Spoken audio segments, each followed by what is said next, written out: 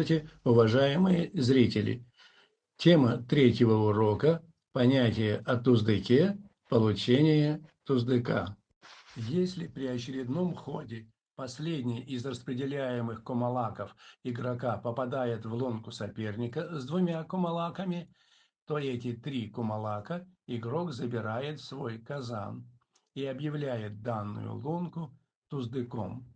Этим ходом игрок выигрывает целую лунку соперника, и все, что попадает в лунку туздык, он забирает в свой казан. Таким образом, туздык обозначает выигрыш у соперника одной из лунок. Правило получения туздыка. Туздык можно получить только один раз за игру. Туздыком может быть любая лунка, кроме девятой.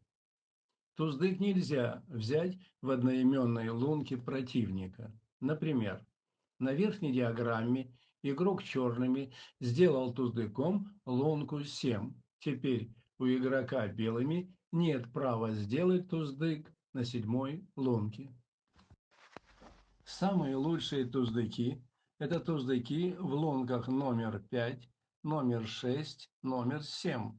Это потому, что туздыки в этих лунках дают нам возможность получить много кумалаков, сокращают ходы и не позволяют сопернику выиграть большое количество кумалаков. Следующее место занимают туздыки из лунок 3-4. Хотя они могут сокращать ходы, но они на втором месте, потому что они расположены не в центре игрового поля.